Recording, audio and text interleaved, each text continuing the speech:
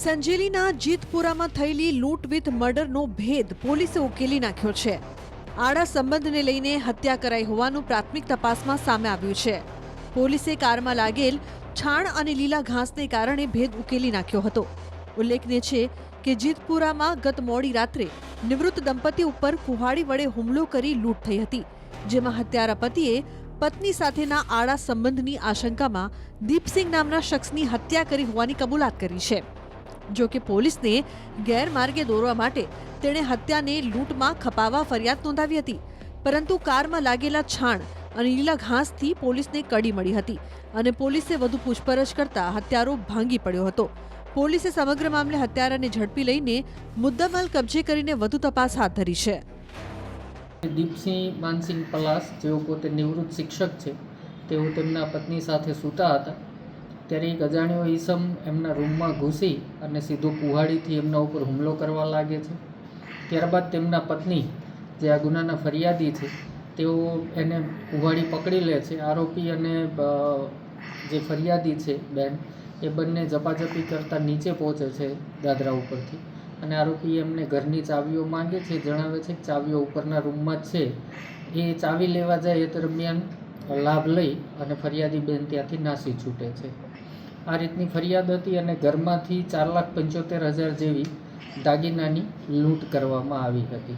Meanwhile Ramanbhai Pursingbhai Palas નાઓ Sanjeli police station આવીને જાહેરાત કરે છે કે તેમને ત્યાં પણ એ જ સવારના લૂંટ થઈ છે.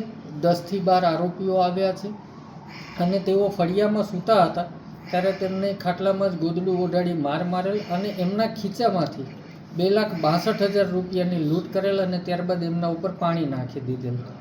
આવી રજૂઆત કરતાં રજૂઆત જ શંકાસ્પદ લાગેલી.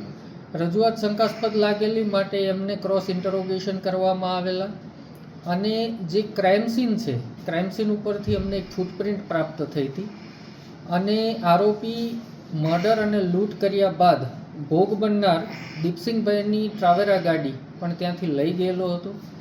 સર્ચ કરતાં આ ગાડી અમને 4 કિલોમીટર દૂર મળી આવી.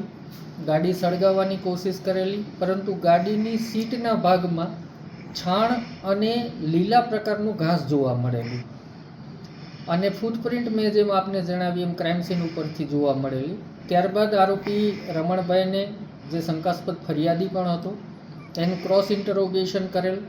એમની ફૂટપ્રિન્ટ અને જે ક્રાઇમ સીન ઉપરથી મળેલી એ ફૂટપ્રિન્ટ મેચ કરાવતા 60%થી વધારે મેચ થવા પામેલી અને એમના ઘરે સર્ચ કરતાં એ શર્ટ મળી આવ્યો, જે શર્ટમાં સમાન પ્રકારનું ઘાસ અને ગોબર લાગેલું હતું અને તેમણે જે જણાવ્યું કે 2,62,000 રૂપિયા મારા ગયા, તો એ પૈસા ક્યાંથી આવ્યા એ પૂછતાછમાં તેઓ ખોટું બોલતા એવું પ્રસ્થાપિત થયેલું.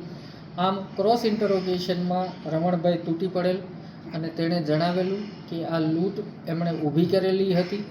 એમનો મૂળભૂત ઈરાદો દીપસિંહનું મર્ડર કરવાનો હતો.